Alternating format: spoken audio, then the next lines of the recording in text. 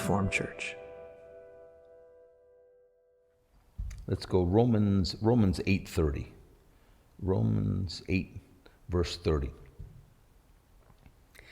So it says, moreover, whom he did predestinate or preordained or pre-planned, right, for us, whom he did, speaking of us, God did predestinate, them he also called, whom he called, them he also justified, and whom he justified, them he also glorified. Now, obviously, that's a real basic verse, but the really cool thing about that is everything is on him, right?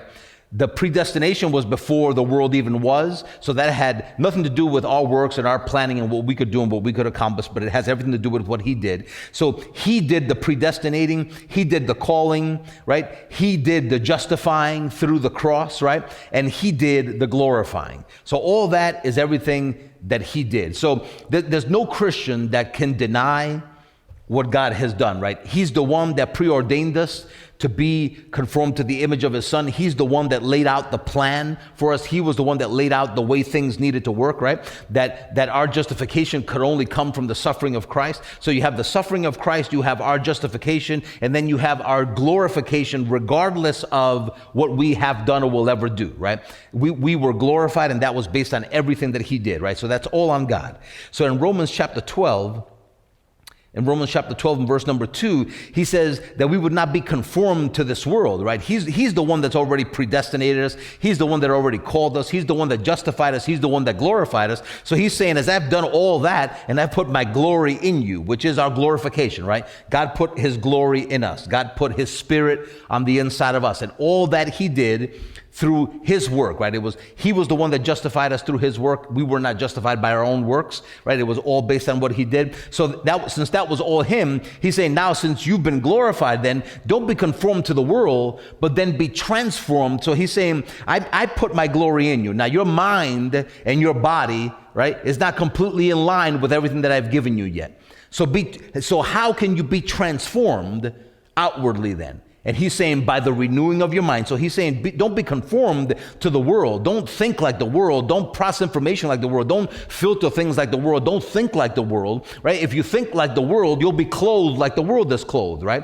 If you think like the world, you will be clothed like the world is clothed. In other words, if you think like the world, you'll suffer like the world. You'll look like the world. You'll talk like the world. You'll think like the world, right? If you think like the world, you will live like the world lives. But he's saying, but if you are renewed in your mind, you'll see or you'll prove or you'll show, he said, what is that good and acceptable and perfect will of God. In other words, he's saying is I put all this in you.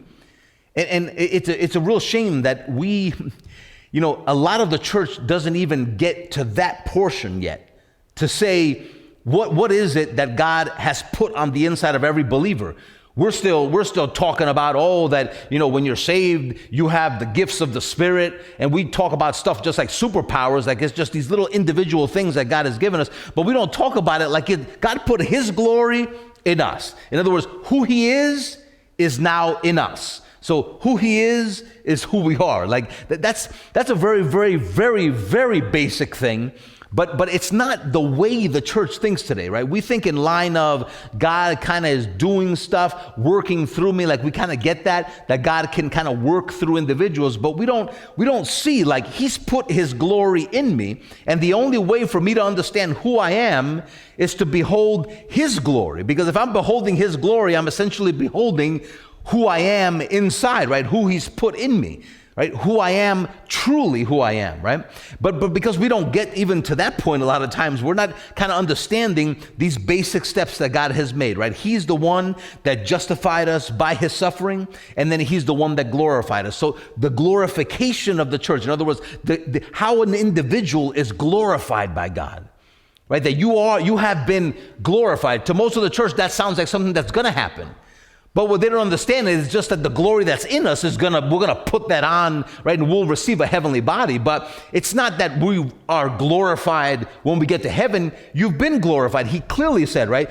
He predestinated us that whom he called, them he also justified, and whom he justified, them he also glorified. Past tense, not gonna glorify you, did glorify you. He glorified you, right? If we don't understand that he glorified us, how can we grow listen, if we don't understand that he glorified us, why would we want to grow in the knowledge of the glory of God? Like, it's stuff like that that escapes us, right? Like the knowledge of the glory of God. Like, what the heck does that even mean, and what does that have to do with me? To grow in the knowledge of the glory of God. What good does it do you if you don't even know what you're looking at, right? The glory of God is who he is, what he possesses today. Who he is and what he possesses today. And you know what the reality of this is? And it's verses that we'll read later on. I believe it's in Philippians. When Paul says, you know what? Lord, you possessed me. In other words, you glorified me. You possessed me. Glorified me and possessed me is along the same lines, right? Because he glorified you by giving you his spirit. So in other words, who God is spiritually is who you are spiritually, right? Who God is spiritually is who you are spiritually, because that's who you've been. That's the new creation you've been made. You've been modeled after him, right? You've been templated after him, right? You've been templated after him. Who he is who you are. If you had a template of Jesus and the Father, right? You've been cut out of the same cookie cutter, right? You are a cookie cutter image of who he is. That's who he's made you. And it's not, we didn't do that, right? He justified us by his own suffering, right? He justified us, he made us righteous, and he gave us his own glory. That was all on him. That was all his doing, right? So the cookie cutter image that we are of him, he's saying, I want you to be conformed now to that image. In other words, that's the newness of life that the Lord talks about in Romans chapter 6, right? I want you to live according to that image now. I want you to live according to who you are in you. I want you to be conformed now to that image. I want you to begin to partake of that of who you are in you. Let it affect your body. Let it affect your work. Let it affect everything that you do, right? Let it permeate your being. And you know what? It'll come to a place where you'll grow so far into that it'll overtake more and more of your mortality, right? And you can begin to live a more immortal life than you do mortal. Right? And I know that sounds far-fetched to people, but that's how he lives, right? Jesus Christ today lives in immortality. He lives in eternal life, right? He reigns in life. He reigns in life. But how is that? Because in him abounds the grace of God, abounds in him. The grace of God abounds in him. And the Lord, he encourages us the same way. Let my grace abound in you too, right? That's Romans chapter 5.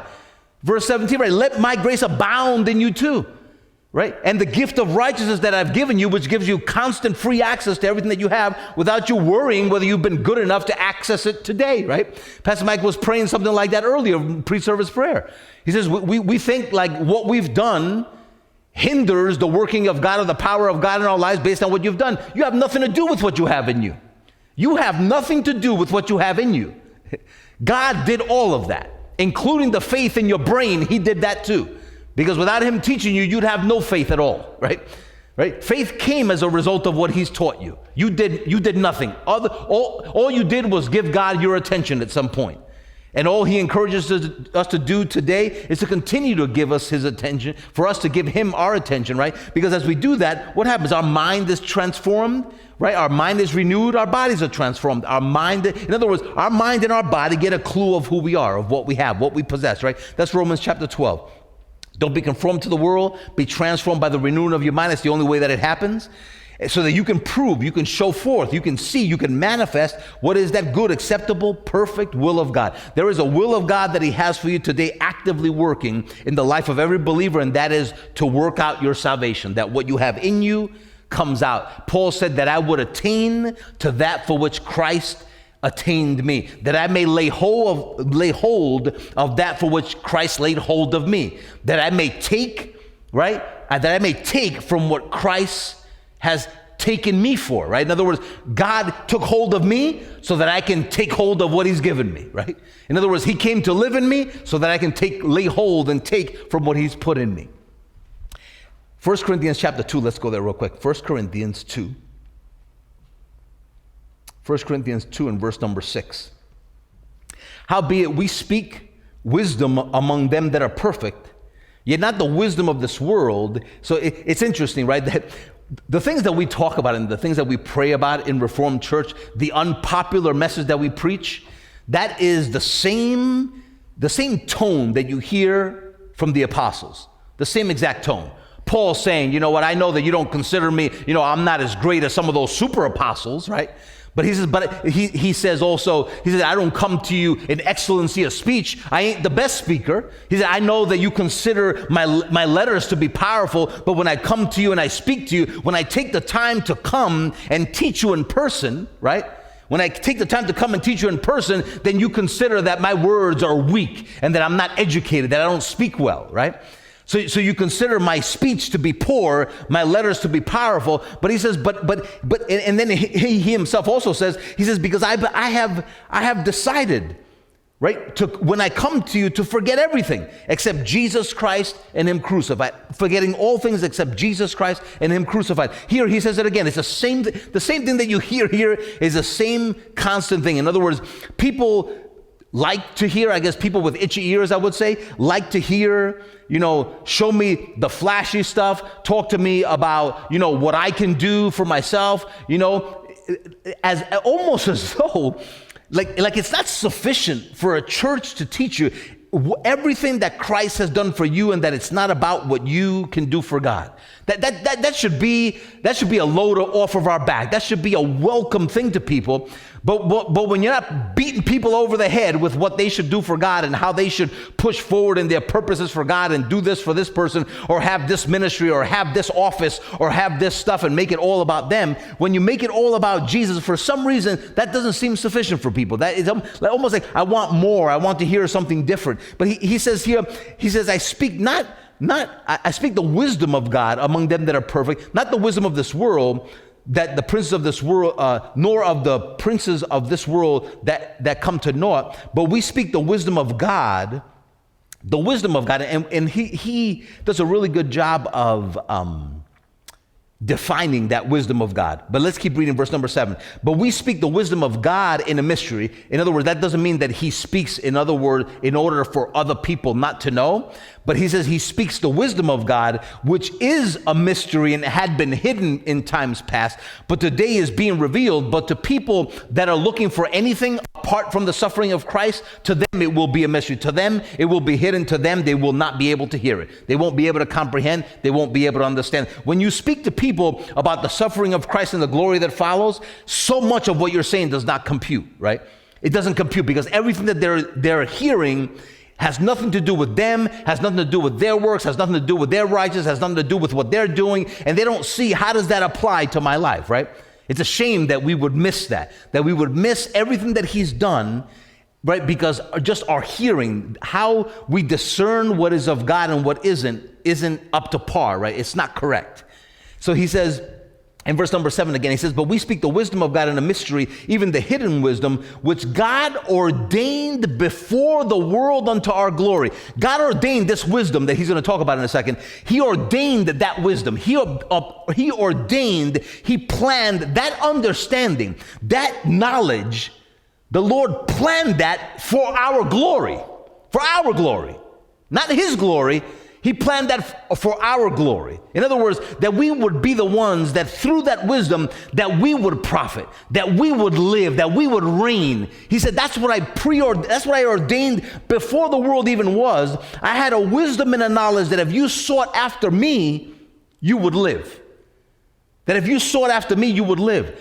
People today are so bent out of shape. I have family members that don't even want to even talk to me, right? Because what we believe and what we know, in other words, today I refuse. I am not at a place where I will knowingly attend the funeral where all people are doing are weeping and lamenting and having a minister officiate a service. Well, all he is doing is weeping himself and mourning the death of someone, and actually teaching people that to grieve is a good thing, that for you to suffer. So it wasn't enough that your loved one that passed away suffer, but now you also have to continue to suffer because they suffered, and that somehow that is good and that is okay. I've had people basically disown me because I believe in life. I believe in eternal life. I believe that the life that God gave us is a life that is for today.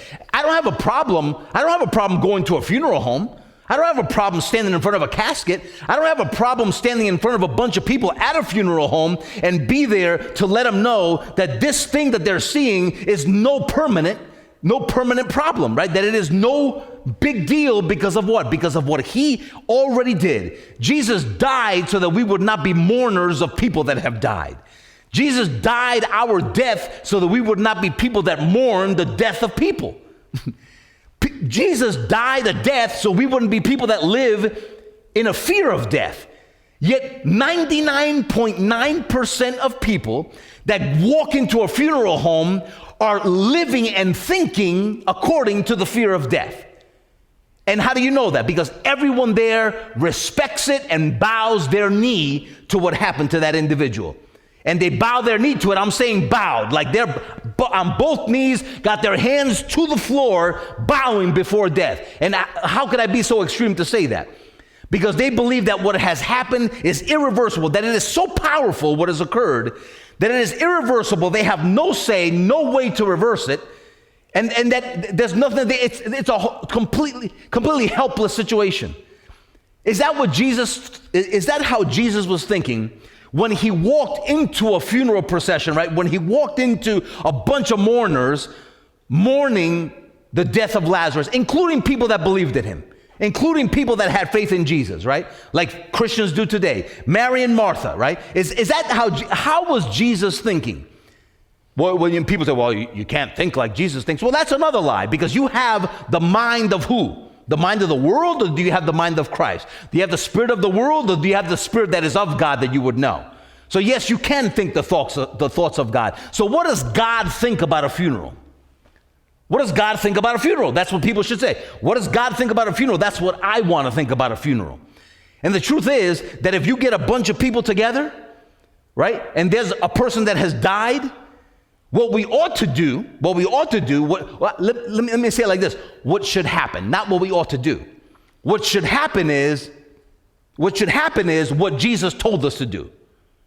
Raise the dead. He didn't tell you go out there and be selective about the ones you raise. He said go out and raise the dead. Right? So what we should do, what should happen is you should walk into a funeral, teach people the truth. If they refuse to listen to the truth, you should kick them out of the funeral home. And then the ones that are there that believe and remain, then you should turn around and raise the dead. That's what should happen. But a minister today is not called to a funeral home to raise the dead. A minister today is called to the funeral home to put the nails on the coffin. There's an article that we wrote according to that, right? That is what a minister of the gospel. A minister of the who? A minister of the gospel. So we walk into a funeral today, we're not ministers of the gospel, we're ministers of the death that has occurred. That's what we're ministering to people, the fear of death. And all we can talk about is about, how, we'll see this person in heaven. We don't even know. All we try to do is find some good things to say about the earthly life that somebody has lived in order to see if we can alleviate the suffering, of individuals by telling them that this person had many good qualities to themselves. You see what we have stooped down to, what level we are today? We want to relieve the suffering of people that are suffering because someone died. We think that the way to alleviate that suffering is to talk to them about the fact that they were good people, when actually suffering is alleviated by the gospel. But you understand, why is the gospel that we preach and the gospel that Jesus preached and the gospel that the apostles preached so unpopular? Because it is contrary to the majority of the way that the church thinks today, and it's contrary to the way the world thinks. Listen, this is a decision that we've made based on the things that the Lord has taught us. In other words, it's been a natural evolution, you could say, about our thinking. Because why? Because our minds have been renewed, and then so obviously have our thoughts and our opinions about things. How many preachers do you even know that would say that they are not willing to do a funeral, right, if all that they were going to talk about, right? In other words, if a funeral consisted of preaching the gospel to people, right, and talking about the inward power that Christians have by the Spirit of God to see the dead raised. To preach the truth about the fact that every single grave today is open and not shut. that every single grave is open. You see what it is, that we don't measure what we have based on who Christ is. We measure today what we have based on what we see with our eyes. And we've been overcome by our eyes. The church has been overcome completely by the things that they see with their physical eyes.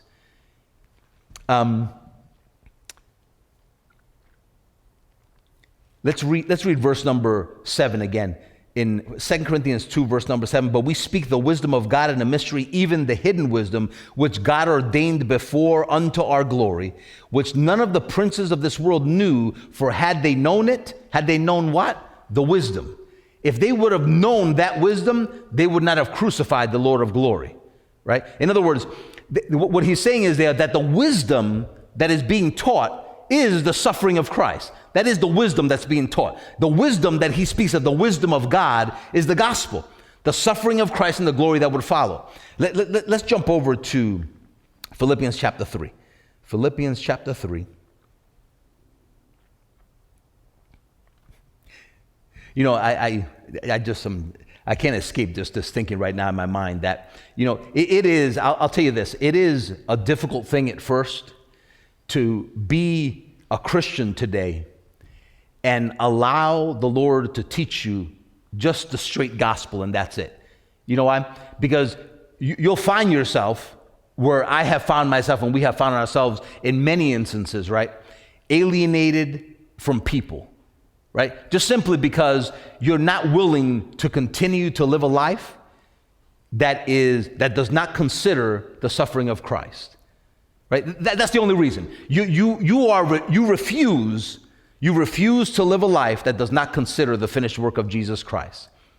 And that brings with it all kinds of ridicule. It brings hatred from people. It brings distancing of people that you care about and that you love. In other words, there are people that I love with all of my heart. There are people that I pray for all the time that on purpose have distanced themselves. You know why? Because we have decided, right, not to refuse to live a life that does not consider the finished work of Jesus Christ. That's all. That's the only thing that's different.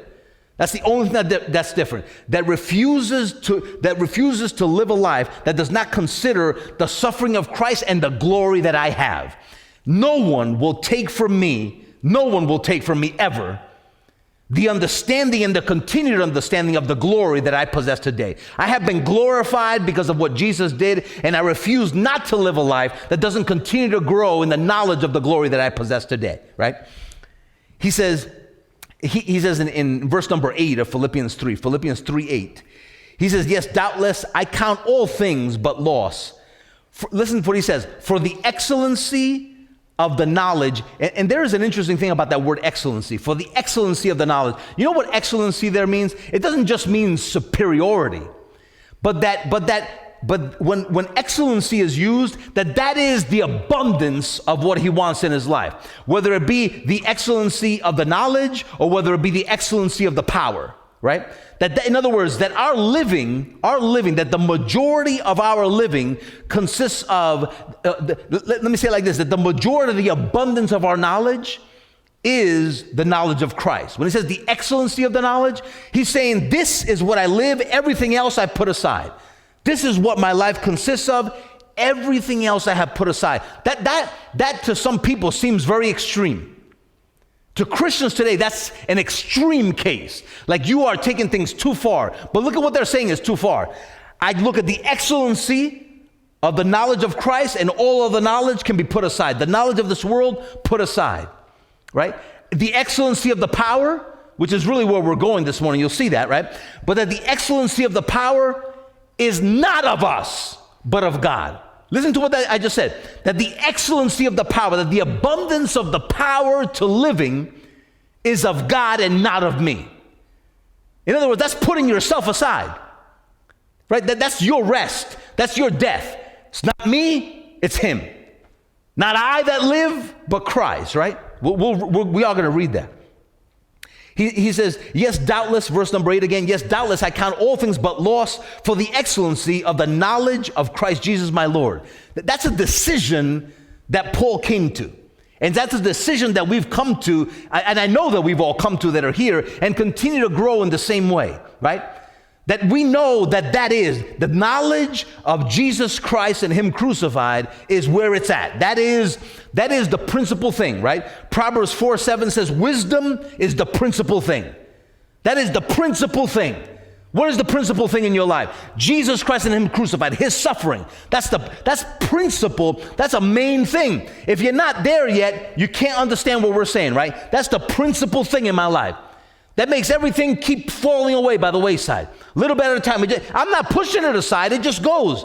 Because it's not valuable to me. I don't see the advantage to it anymore. I used to think it was advantageous, right? I used to think like that, but it's no longer advantageous. The excellency, he says, of the knowledge of Jesus Christ my Lord, for whom he said, I've suffered the loss of all things. He's not talking about it in a bad sense.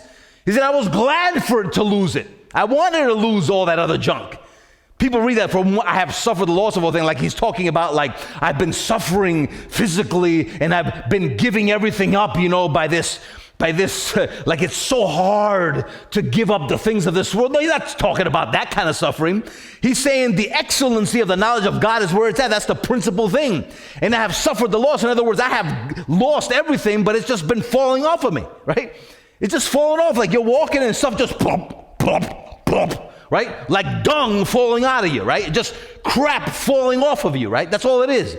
You'll keep walking and you hold on to it, right? He said, listen to his mentality, right? Listen to what the Lord has been teaching us, and you'll sense a kindredness with this, right? You've decided, you know what? I want to lay hold of the reason why he possessed me. In other words, I want to put on that for which he possessed me. In other words, Lord, you're in me and you've glorified me for a reason. There is a purpose to your glory, right? That's better said than anything that I can think of right now, right? There is a purpose to your glory in me.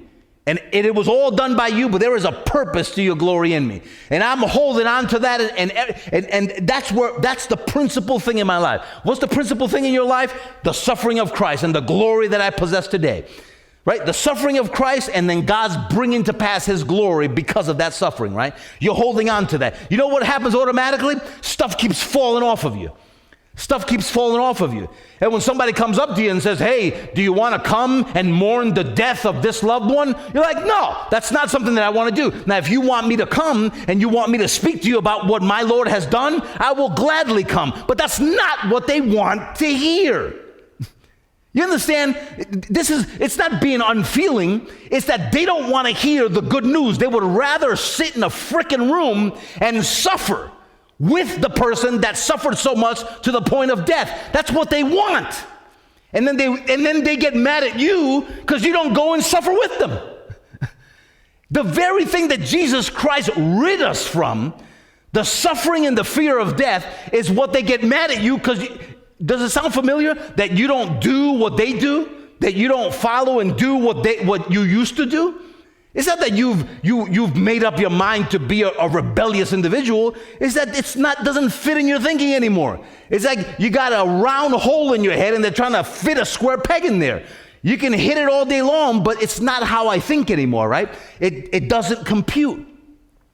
I would more than gladly, I would perform every quote-unquote funeral in this entire county if they would be willing to hear the gospel that I was preaching, right? And be willing to see their loved ones raised from the dead. But you know what it is? Let me just tell you a little something. They don't want it in that order. What they want to do is they want to see the dead raised, and then they will hear. But that's not how people believe. You will not come to faith in Jesus, right? Because you see the dead raised, right? In other words, what they're kind of saying is, come raise the dead, and then I'll listen to you, right? But how can you raise the dead in front of people, right? In other words, why would that be done for people that don't want to believe anyway? Right? In other words, there's a reason why on numerous occasions the mourners were kicked out of a room when the little girl was going to be raised from the dead. He got rid of everybody in the room and then she was raised from the dead. Right? People are in an atmosphere of thick thick unbelief that grieves the Spirit of God and grieves you. And then they want you to walk. The only thing that should be done for an atmosphere like that is that you would ask, are you willing to hear the gospel of Jesus Christ? Listen, the majority of funeral homes would laugh you out of there. They would kick you out. They would say, why don't you just leave us? Stop talking this stuff. We don't want to hear this gospel stuff. Can't you see that my mother is dead and you want to bring this thing up? And I know because I used to think that way. I used to sit in a place and then have somebody that was a minister or something get up and start talking about the gospel and about salvation. And all I would think of, you know what, all they're doing is just using this as a platform to be able to try to get people saved instead of, listen to the thinking, instead of being more concerned about the mourners and the person that's just died and memorializing them, you're just using it for a platform to be able to hear about Jesus. But do you see the problem? That is the answer to your present day suffering, is the suffering that he endured, right? But it's not what people want to hear, right? That's not what people want to hear today. It's not what they want to hear today. He said, I've suffered the loss of all things, like gladly. He didn't make it happen. It just fell off. It just falls off. He said, from whom I have suffered the loss of all things, and I do count that but dung, right? It's refuse, just no good. I count it all as no good, that I may win Christ, and to be found in him, not having my own righteousness, which is of the law, but of that righteousness, right, which is by faith in Jesus Christ. That righteousness which is by faith, by the faith of Christ, the righteousness which is of God by faith. Watch this. That I may know him, the power of his resurrection and the fellowship of his suffering. The power of his resurrection, which is the glory of God. Jesus Christ was raised up from the dead by the glory of the Father.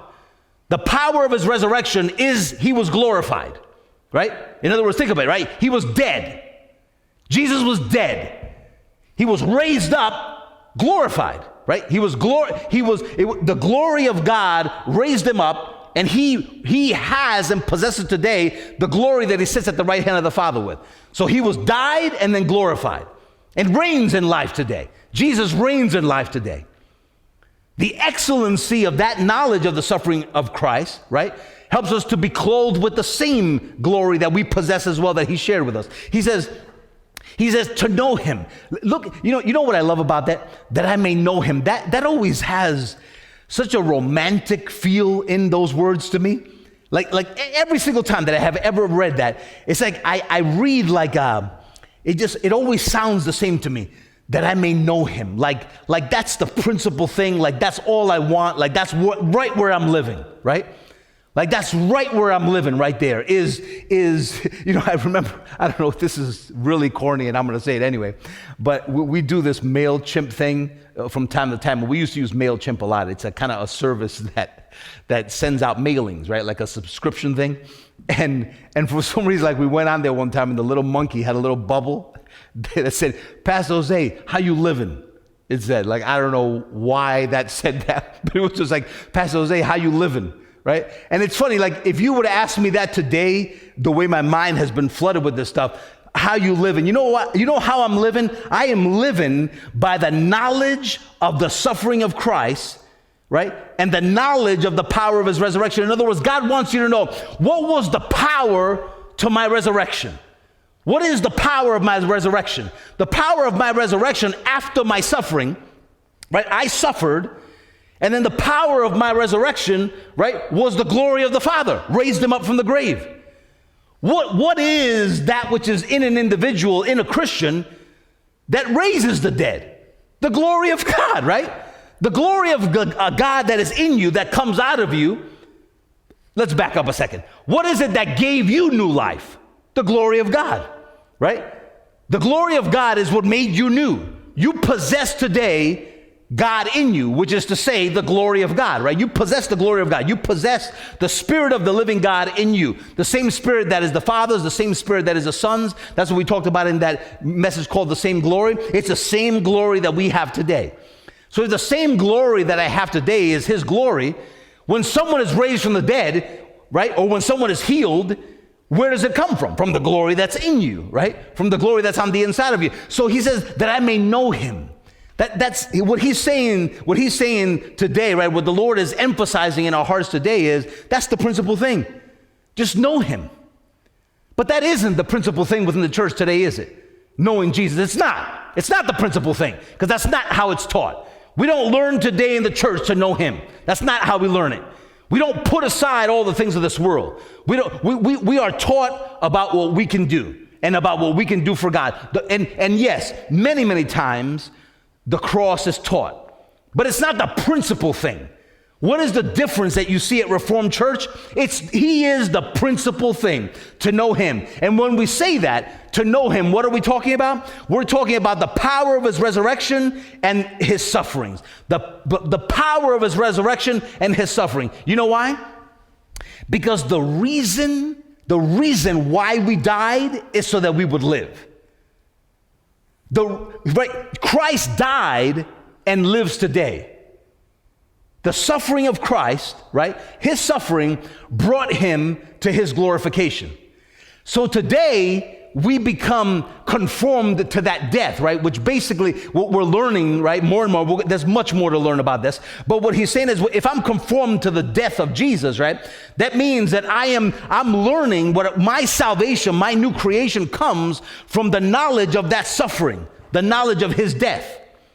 And when my mind becomes more and more renewed, we were talking about that before, right? When my mind becomes more and more renewed to his suffering, and I know that suffering was my suffering, and that death was my death, because that sin was my sin.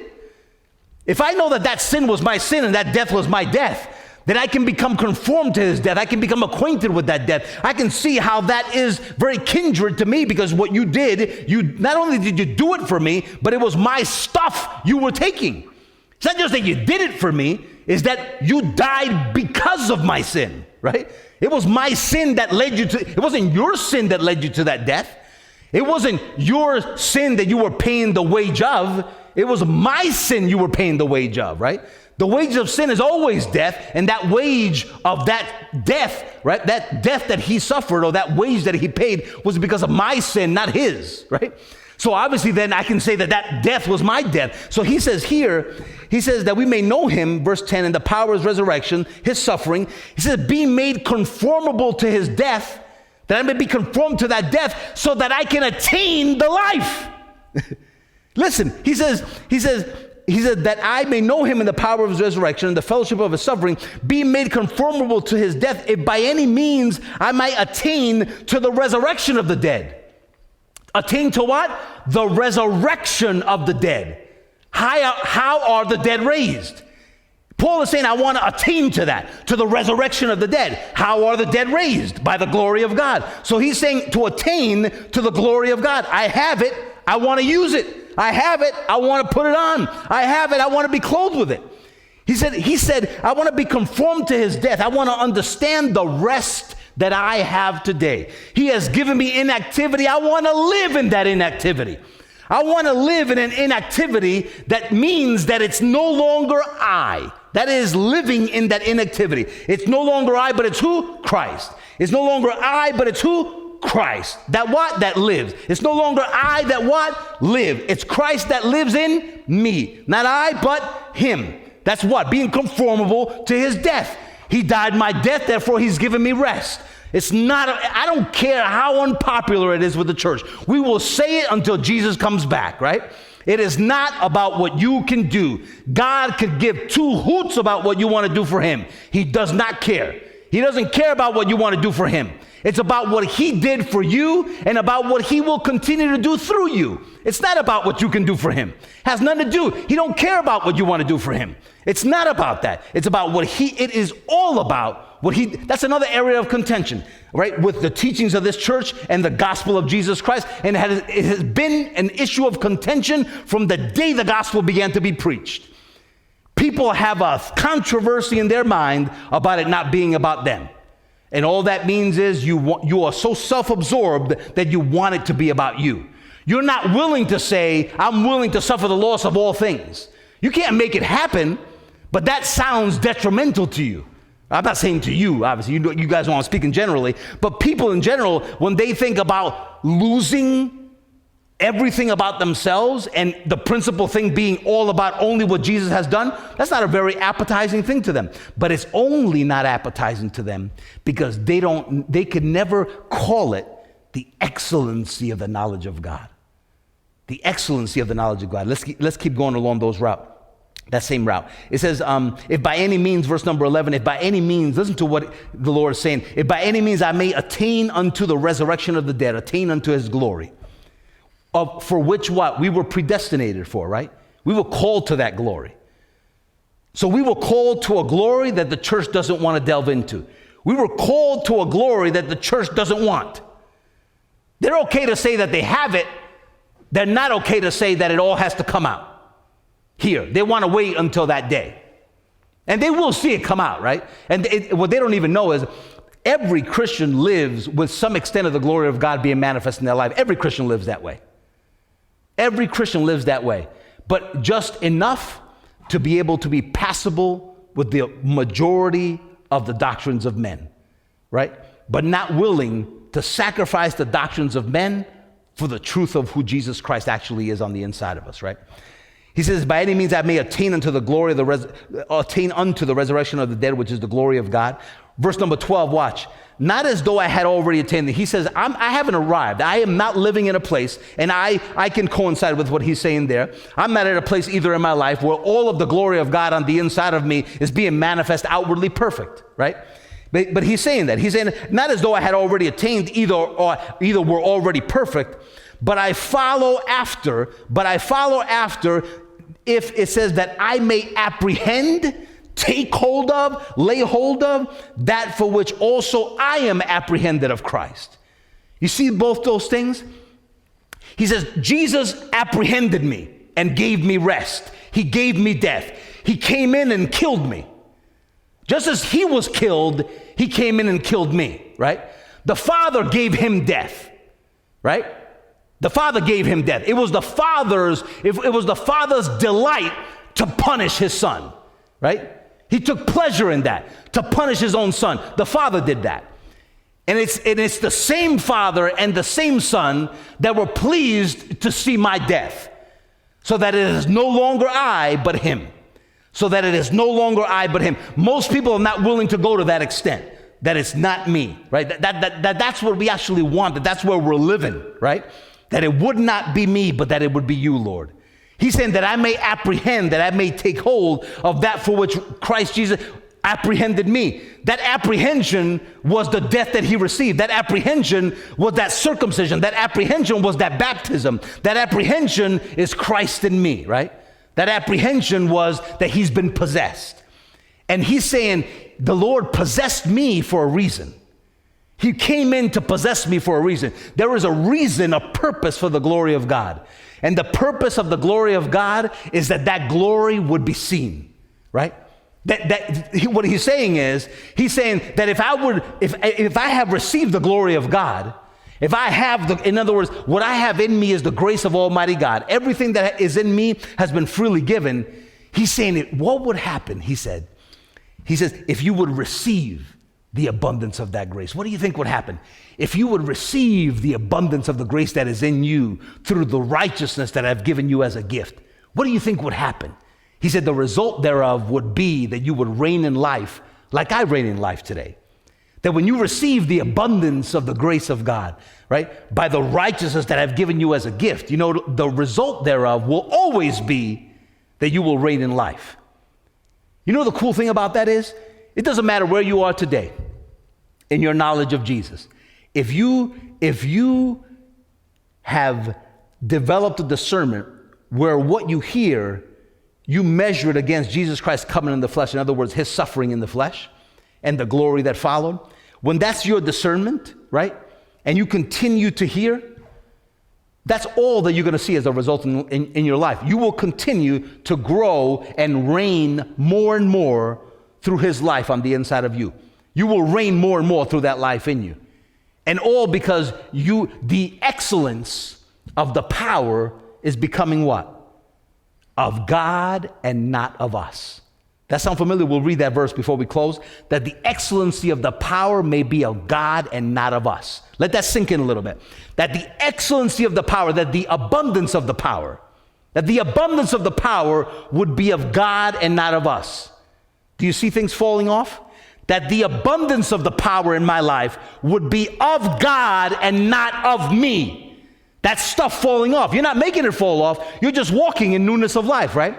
But the more you walk in newness of life, the more stuff that just keeps falling off, right? And a lot of people get jealous when stuff is falling off, but you're not doing it. It's like, what the heck are you looking at me for? Look at him. What are you looking at me for? Look at him, right? You don't have to be jealous or envious of anyone. Look at him. I'm not trying to be anybody of myself. God is just living through me. I'm not making this stuff fall off. I'm just walking in him. I got my eyes fixed on him. That's all. And when you continue to make good decision after good decision based on what you hear, that's all that's going to happen. Stuff is going to fall off. Your mind is going to continue to be renewed. Stuff is going to fall off, right? And you will reign more and more in his life in you. That's what he came to give us, right?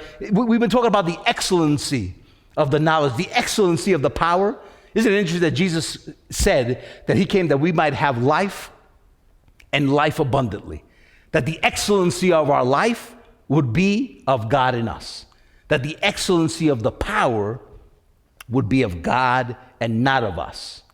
But isn't it funny that the church has that backwards? They want the excellency of the power to be of them and not of God until the second coming of Jesus. Right? But it's the exact opposite. His will for us, we read, that we would see what is that good, acceptable, and perfect will of God comes from the renewing of our mind, that the power would be of God and not of us, right? That the power would be of God and not of us.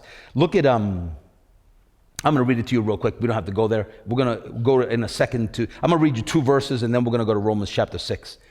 For if by one man's offense, death reigned, that's Romans 5:17. For if by one man's offense, death reigned by one, much more when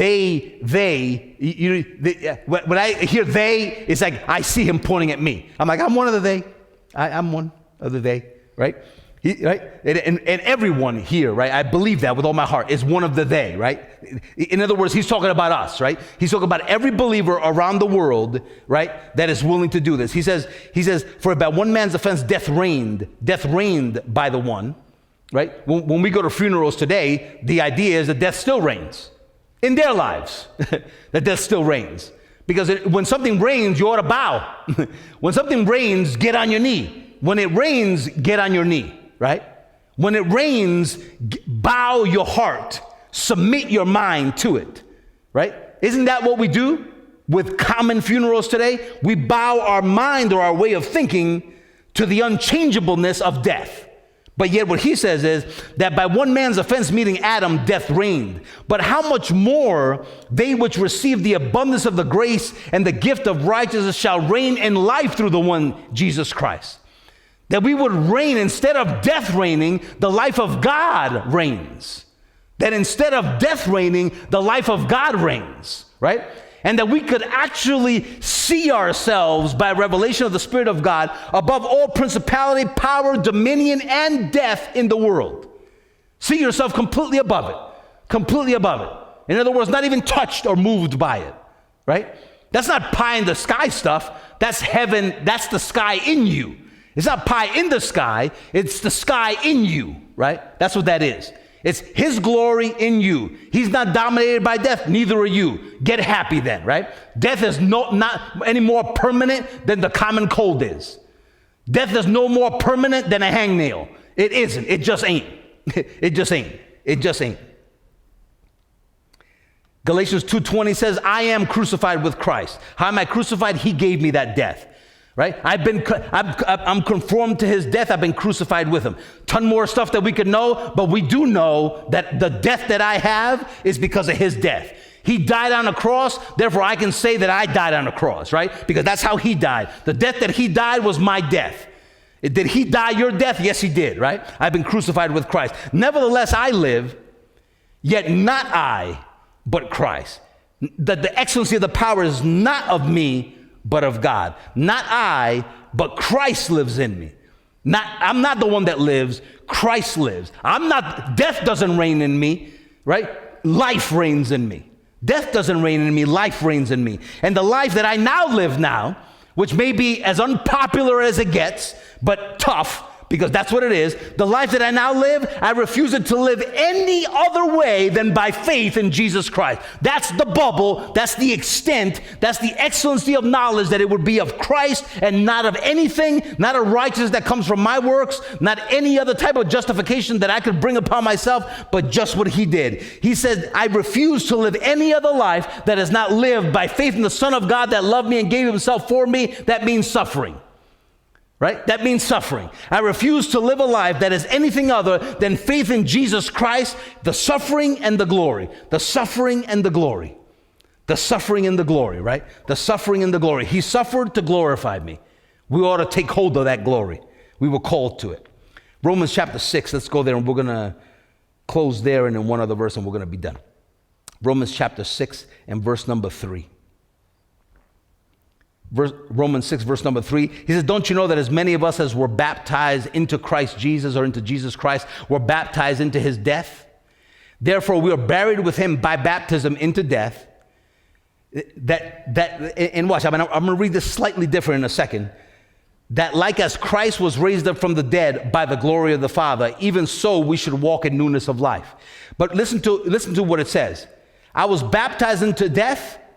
I was baptized into death by the glory of the Father so I could walk in newness of life. And it's saying that like as Christ, because he's the one that you have to look at. The suffering that you're looking at is not yours, but his. Did you hear that? Because I just heard it, right? The suffering that I'm looking at is not mine, but his. Let me ask you a question. What do you think is the suffering that the church is looking at? His or theirs? They're looking at their suffering. When you go to a funeral, whose suffering are they looking at? Theirs or his? Right? Theirs. When you talk about somebody being raised from the dead and teach that, who do people want to look at? Their suffering or his? Right? They want to look at their suffering. What is the problem with the church today? What is the problem with the world? They are obsessed with their suffering, not his. Right? I am becoming more and more obsessed with his suffering. That's the principal thing. That's the bubble. His suffering, not mine. His. He already did something for mine. I don't got to look at my suffering. I don't got to look at death in the world, right? Why do we intend and continue to look at our suffering instead of his? Like, that's an awesome question to ask yourself. Am I looking at my suffering or his? Because he suffered so that you wouldn't have to suffer. He suffered your suffering because you suffer because of your sin, right? So therefore, he took your sin and suffered that suffering for. In other words, suffering is a just payment for sin. Your suffering is not just anymore. It's not justified anymore. The suffering of the church today is not justified. The suffering of the church today is not fair. It's not justified. It's not right. It's not good. Why? Because you're suffering for a sin that is no longer yours. He took it. So it's not justified. Suffering today is not justified. It should not be justified. It's not justified by God. It's not legal, and it shouldn't be justified in your brain, right? But people today justify suffering in their brain by saying, well, you know, we're still in a fallen world, right? It's not justified. You're justifying suffering in your brain like it's good. It's not justified. It ain't right, and God doesn't agree with your suffering. So let's say that today. Does God agree with suffering? The answer is no, he doesn't. How do you know he doesn't agree with your suffering today? He agreed with making his son suffer, but he doesn't agree with your suffering today. If the whole world could hear that, right? God does not agree with your suffering. Why? Because he suffered already. So stop looking at your suffering and look at his suffering. And you will see how your suffering falls off. You don't have to make your suffering fall off, right? You don't have to force it to come off, right? You listen, here's the beautiful thing. People want to speak to their sickness and they want to speak to their disease without a knowledge of the suffering of Christ. But when you know how unjust suffering is for you, you have all the boldness in the world to speak to any suffering that you're going through and to command it to get the heck out of your body. Because it is not just. It has no just legal reason to remain. Right? It's like having a resident in your apartment building that refuses to pay rent. Kick them out. right? Kick them out. We don't live in the United States. That's not the economy of heaven. In the economy of heaven, if something is not clothed with the clothing of heaven, it gets kicked out outside the door. And it can knock all it wants and it ain't coming in. And outside there's weeping and there's gnashing of teeth, but it don't matter. You ain't coming in. That's the economy of heaven, right? You don't get in unless you're clothed the right way. When something cannot enter into your body unjustly, and you be like, well, I guess it's okay for it to stay, right? It's unjust for it to remain. That suffering is not justified by anything, right? So if something is inside of you and it's living in there like it owns the place, kick it the heck out. But you can't kick anything out unless you know how you can do that or why you can do that, right? He already suffered. That was just. Your suffering is unjust. Therefore, when you know the knowledge of God and you grow in that knowledge, if it doesn't fall off of you naturally, right, then command it to get out, right? Because it has that is when you say, and I know that we are growing in that way when we say that it has no place in your life, but that's literally, it has no right to it anymore. It has no right to be there, right? When you were in the world, the wage of sin is death, right? You were living in death. You were controlled and dominated by death. It had a just reason to be in your body. Why? Because you were under sin. You refused to accept the finished work of Jesus Christ, and you were living that way. So it has a just right in your body, right? But not anymore. Not anymore. There's a new landlord that has possessed you. So our mind should be to take hold of that for which he possessed me. And every single thing in my mind and in my body that is going against that better get out or it's going to be burned up. And don't apologize to anybody for that. How dare we ever, my God, apologize to anyone that is offended by the truth, right? It should be common knowledge that God wants to burn to hell everything that's on the inside of you that don't belong. That's where it belongs. In the pit of hell is everything that is in you that is not justly on the inside of you. That's where it belongs. And that starts with every bit of our thinking and with every bit of ounce of mortality that's left in this body that tries to work against the knowledge of God. It all needs to be burned. It all has no just place in your life and in your body. No just place. He said, therefore we were buried with him, verse number 4. We were buried with him by baptism into death, that just like Christ was raised up from the dead by the glory of the Father, that we should also walk in that same newness of life of that glory. Let's end in 2 Corinthians, and we are totally done. 2 Corinthians 4:6. 2 Corinthians 4:6.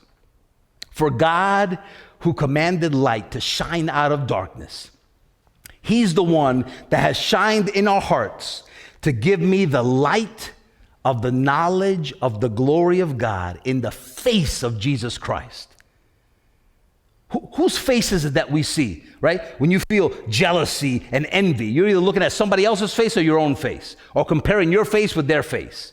He said, behold the face of Jesus Christ, and you be beholding the glory of God. In other words, the face of Jesus Christ is talking about who he is, right? Beholding, it says, he has shined in our hearts to give us the light of the knowledge of the glory of God in the face of Jesus Christ. And it says, and we have, when it talks about the glory of God, we have this treasure, this glory. It says, we have this treasure, verse number 7, in this earthen vessel.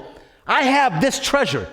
This glory he's talking about, that is this glory that's in me, that's seen in the face of Jesus Christ. In other words, as Christ is revealed to my mind, I can see his glory, and I can understand that it is that glory that's in this earthen vessel. It's in this mortal body that treasure is in, right? I have this treasure, he says, in earthen vessels, but so ask yourself this. I have this treasure in earthen vessels. Probably the whole church will say amen. But why? Answer the why question. Why? If we agree with the how, because it was through his suffering that you've been glorified. It's through his suffering that you've been glorified and that treasure is in you. Why? And he answers that here. That the excellency of the power may be of God and not of me. I have this glory in me so that the power would be not my power, but his power. In other words, that it wouldn't be of this natural body, but that it would be of his power in me. That it wouldn't be of my fleshly glory, but that it would be of his glory in me, right? You hear where Paul's thinking comes from now, right? That he says that I may apprehend or lay hold of that glory, because he knows why it's in his earthen vessel. He knows why that treasure is in there. The treasure of the glory of God is not in us to just be in there. He says so that the power would be of God and not of you. But the way we live is with a glory in us and the power being of ourselves and not of him until the second coming of Jesus. And that's idiotic. I could say worse things, but that's idiotic. Only an idiot would think that way, right? To think, right? It's just stupid. It's not that you need to be stupid, right? We don't have to be stupid in our thinking, but that's stupid thinking. And that's stupid teaching, to teach people that you have a treasure in earthen vessel so that the power would be of you today and that you have to wait until the second coming of Jesus so that the power would be of him. That's not what he's teaching. That's not what he says. That's not what Paul taught. That's not what Jesus taught. That's not what the Spirit of God in us is teaching us, right? He says you have this treasure inside of your earthen vessel so that the power would be of God and not of you. We hope you enjoyed this message from Reformed Church. If you have, please share this with someone else and help us get this unpopular message to the world. If you'd like to support Reformed Church, you can do so at reforminus.com/give. Also on our website, you can take advantage of our free messages, articles, and even full discipleship courses. Start reforming your mind now at reforminus.com.